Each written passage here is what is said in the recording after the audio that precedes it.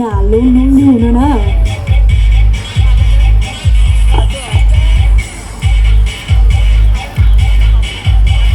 Dân cao nó giờ hà đông đâu dạng chân đầu tên nào nó đang học ở trên đường hồ cái gì nó sáng cái lấy dân cao nó đó.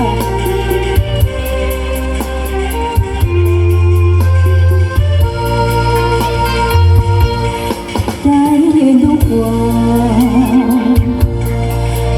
cùng hạt máu bao tháng đi qua tay tay đu trâu cũng đã lâu bao tháng giữ mong lần đầu trái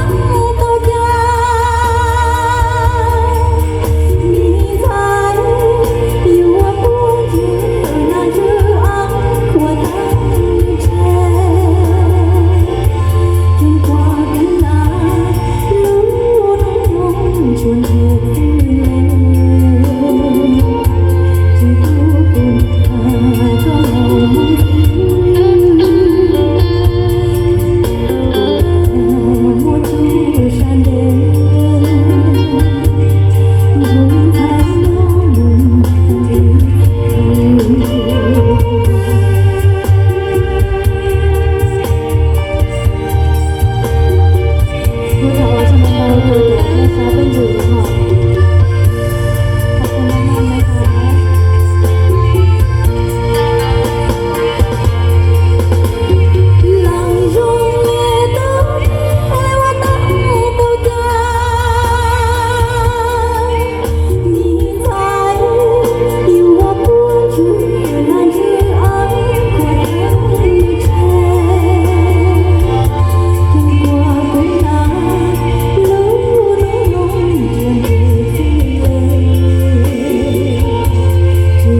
cùng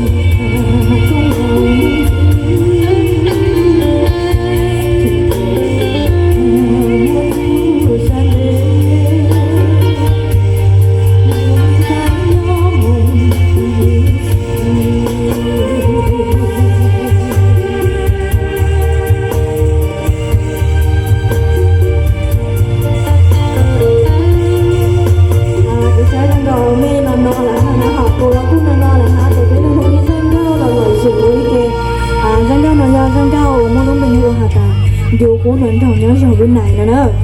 đi lấy dân đâu muốn cho họ nhớ tôi đã là đang xuống đâu thì là để tôi đi nói kê sáng đi vừa hà lấy căng đi vừa hà lấy muốn cho anh đi qua dân đâu lên cho muốn lấy nữa hả tôi đi nói kê nữa Hãy subscribe cho kênh Ghiền Mì Gõ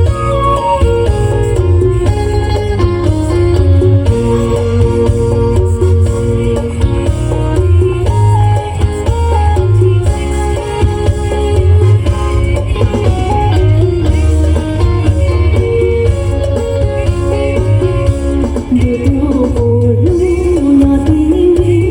lỡ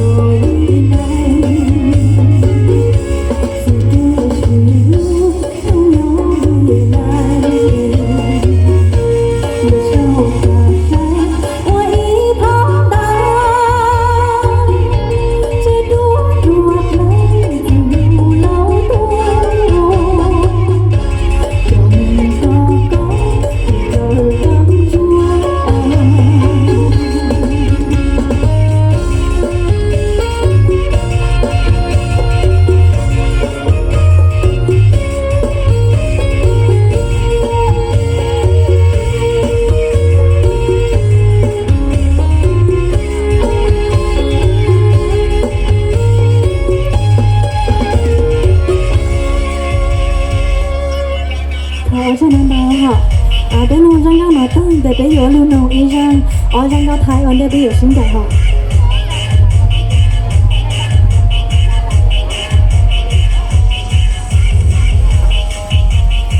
แม่บ้านขอช่างก้าวมาตาลูกกูมีเมนนะฮะ我要ช่างก้าวมาตา我要ช่างก้าววันหุ่นลูกย่างรัวพี่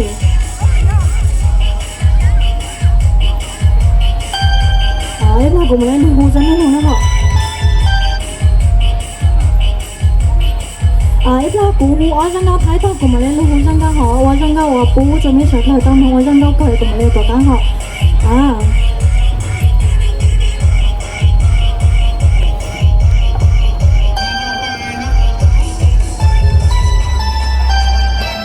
อยู่นะฮะพื้นที่ยังมีเพียบนะฮะ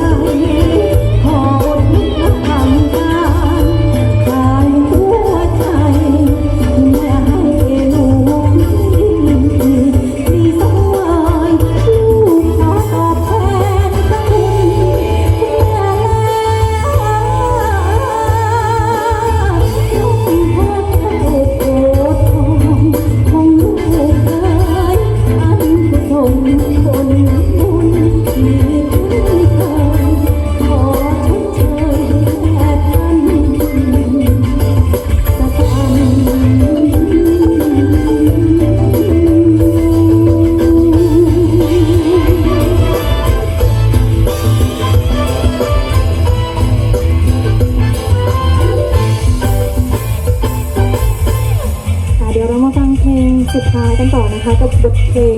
ที่มีชื่อว่าสีกาสังนางนะคะ เป็นเพลงแหล่นะคะก่อนที่จะจากกันคืนนี้ค่ะ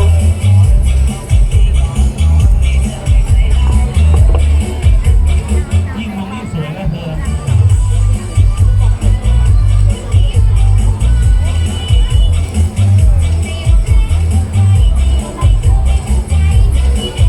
ธอ มาพบกับเพลงสีกาสังนากันก่อนนะคะ ก่อนที่จะจากกันคืนนี้เดี๋ยวเราจะร้องเพลงยอกูมีเมฆสดให้ฟังท่อนหนึ่งนะคะก่อนที่เราจะจากกันนะคะอย่าเพิ่งกลับบ้านนะคะ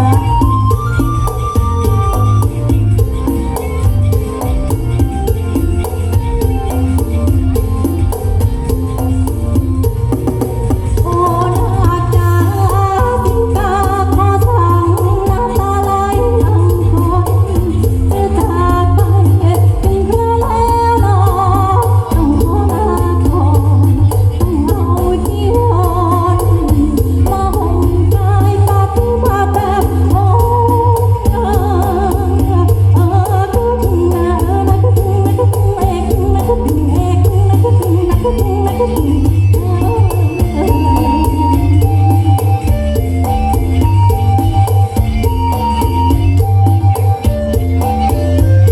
ปาฏิมาแบบโอ้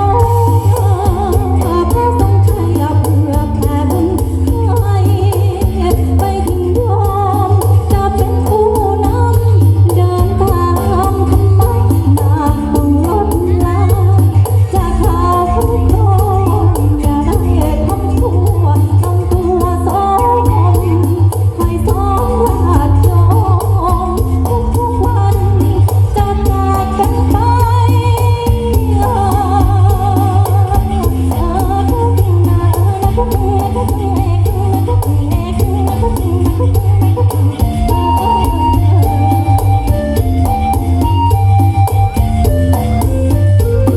ะจากกันไป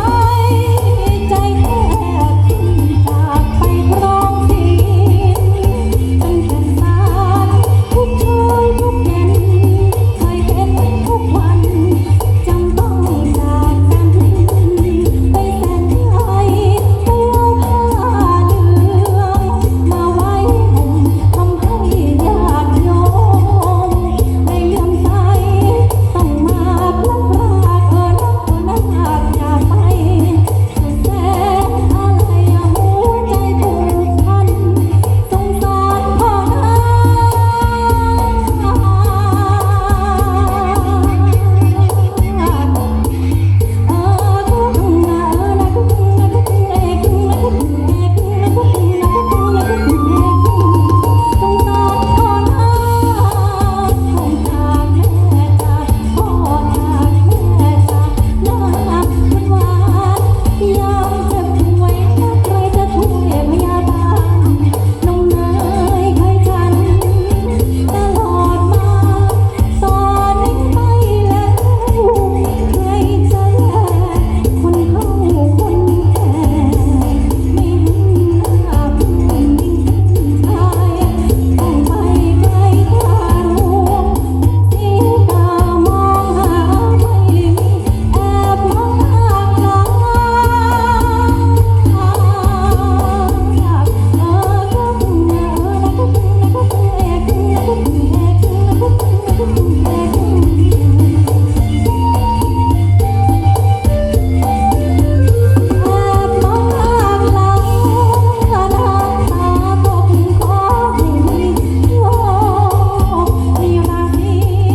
เราเคยคบกันรักมานานปีนับตั้งแต่นี้ต้องห่างไกลขอเป็นเงินสักนิดนะสักหน่อยสาวใหญ่สาวน้อยจงอย่ายิ้มให้คิดถึงคนเก่าที่เรามันหมายคิดมาเป็นอะไรแล้วจะให้รางวัล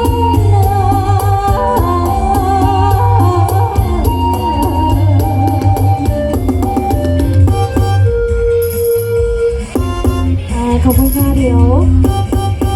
ขอบคุณมากๆนะคะสำหรับทุนการศึกษาแล้วก็น้ำใจเล็กๆน้อยๆจากพ่อแม่พี่น้องทุกคนนะคะที่ได้มอบให้กับหนูในวันนี้ค่ะ ก่อนจากกันนะคะก็ขอมอบบทเพลงที่เมื่อกี้แม่บ้านได้ขอมานะคะว่าคิดถึงนิดนึงนะคะ เป็นภาษาบงนะคะฟังกันขอมอบเป็นสดๆเลยละกันนะคะ เพราะว่า เดี๋ยวหนูมีเพื่อนที่มาจากทางมหาวิทยาลัยมาฟ้าหลวงมาด้วยกันนะคะ ก็เพื่อนคนนี้นะคะเป็นเพื่อนที่ดีที่สุดของหนูนะคะ แล้วก็เป็นคนที่สอนหนูร้องเพลงด้วยนะคะ ตรงไหนที่หนูได้ไม่ดีเขาก็สอนหนูเดี๋ยวจะให้เพื่อนที่ร้องเพลงเก่งของหนูนะคะ แล้วก็เป็นคนที่สอนหนูร้องเพลงมาร้องให้กับทุกๆคนได้ฟังกันสักประมาณ2เพลงนะคะ ก่อนที่เรา2คนจะจากกันฟังหรือยังคะ เพื่อนขึ้นมาแล้วนะคะ เดี๋ยวแม่บ้านที่ขอเพลงเดี๋ยวหนูลงไปร้องให้ฟังข้างล่างแล้วกันเนาะขอขอบพระคุณมากๆนะคะ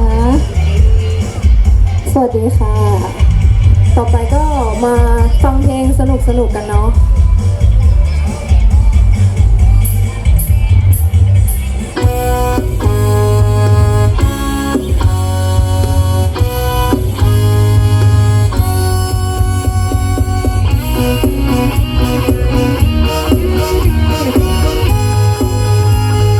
ใครอยากโยกเป็นหน้าเวทีได้นะคะ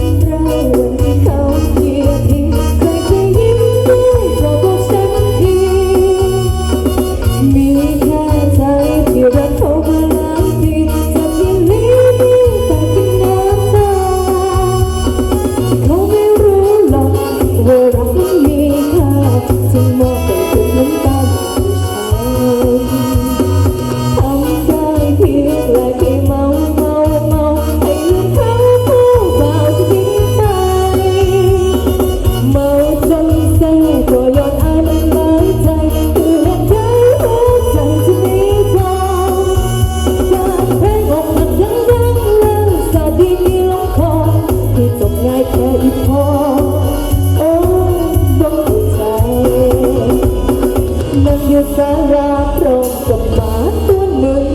ทำซึ้งพร้อมกับกลิ่นเบียร์ลงคอให้พวกหักก็สร้างแม่พ่อมันขอมือนี่เขาเมาไม่พอให้ลืมเขา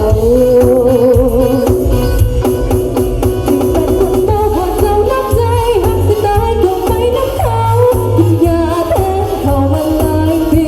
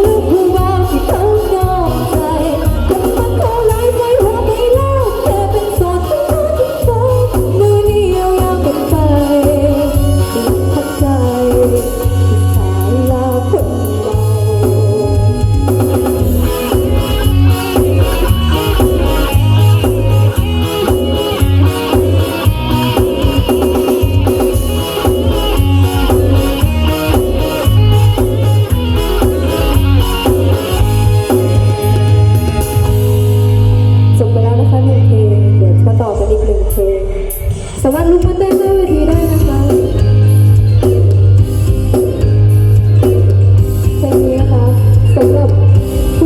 ดีๆคนหนึ่งที่โดนหักอกนะคะ